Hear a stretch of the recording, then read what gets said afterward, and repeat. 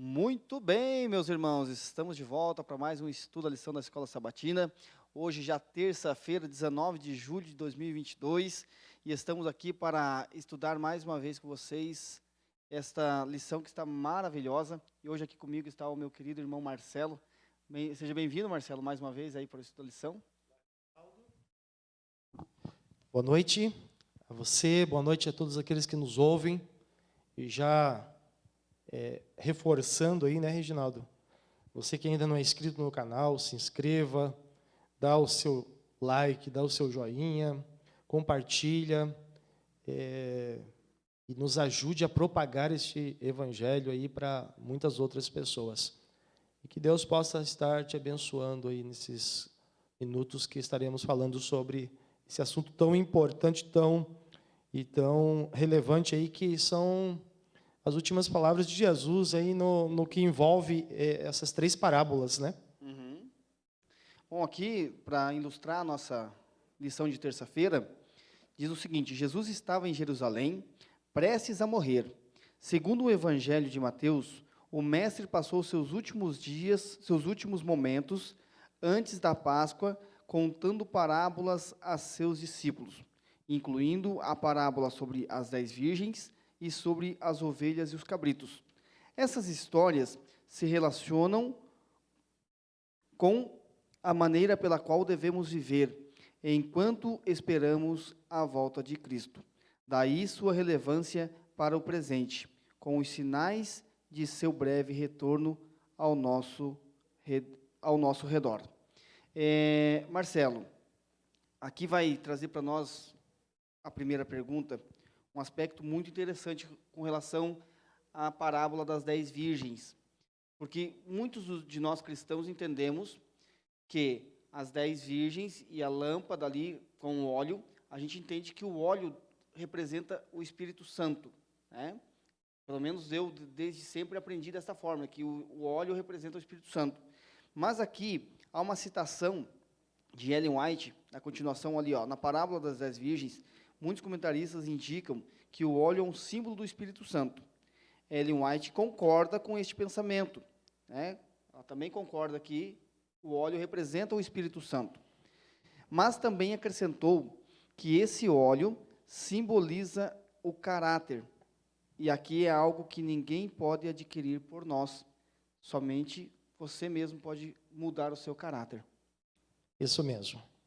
Você percebe, então, Reginaldo e amigos que nos ouvem aí, sobre a importância da declaração de Jesus com relação a essa parábola. Ela descreve três pontos fundamentais, né, que me chamaram muito a atenção. Em primeiro lugar, as virgens. Em segundo lugar, o noivo. E em terceiro lugar, um personagem que ele é descrito na parábola, mas que ele só aparece uma vez em um breve momento. Que eu não sei se você encontrou aí no teu texto, mas dentro da parábola fala sobre o atalaia. O arauto. O atalaia, aquele que não estava dormindo em momento algum. Foi aquele que proclamou para a chegada do noivo. as 10 que o noivo estava vindo. Me chama a atenção, Reginaldo, que Jesus também estava querendo transmitir uma determinada mensagem aqui para nós, com relação ao azeite, que da mesma forma que nós temos que ter o nosso caráter, assim como nós temos que ser cheios do Espírito Santo, nós também temos que ter o nosso caráter em evidência. E eu não posso pegar um pouquinho do teu caráter e acrescentar na minha botija. O meu caráter tem que ser desenvolvido à medida que eu me relaciono com Deus. Exato. Isso é um processo de relacionamento diário com Deus. Eu não posso pegar um pouquinho do teu caráter emprestado, eu não posso pegar um pouco do caráter do Leone, eu não posso pegar um pouco do caráter do Felipe e agregar na minha vida e na minha história. Né?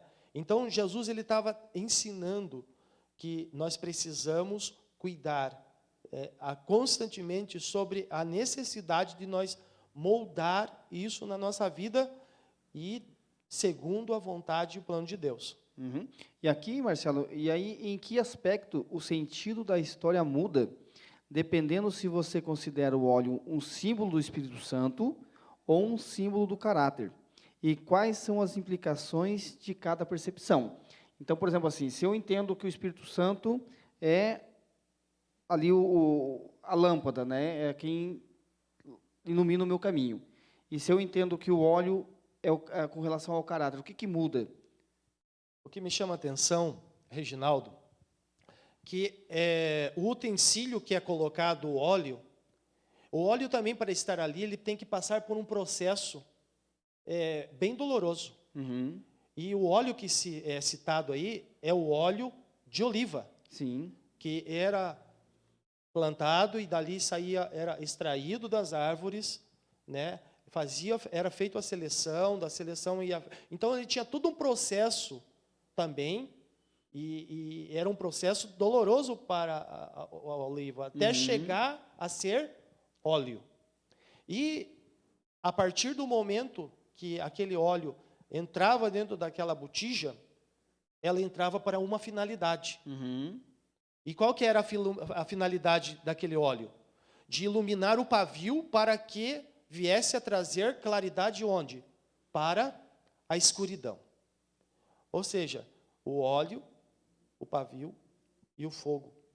Ou seja, nós somos o brilho que clareia quando nós temos o óleo em nossa vida.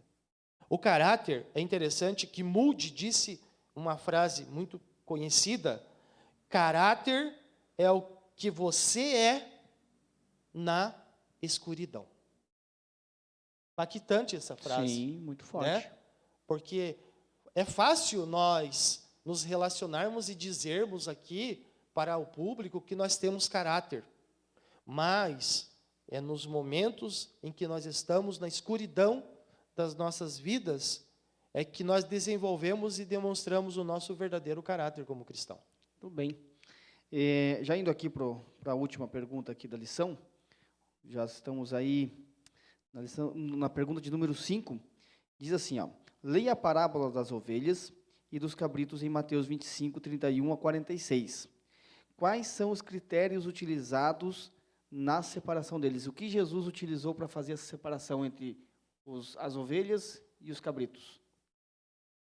Olha, eu estava conversando que me chamou muita atenção. É uma história que aconteceu com a irmã Dulce em algum momento da sua vida, e aonde ela estava andando lá em meio a uma comunidade, e ela vendo a necessidade extrema daquele povo, aí alguém vem a ela e pede uma ajuda, e ela pega e dá R$2. E ela mesmo fala: mas será que eu estou ajudando de fato, dando R$2 para essa pessoa? Jesus ele estava usando essa parábola dos cabritos e das ovelhas, fazendo a separação dos dois grupos de animais, se referindo à igreja, não porque ele estava chamando a igreja de animais, não, mas ele estava usando essas referências para que nós viéssemos a entender o nosso tipo de comportamento como cristãos.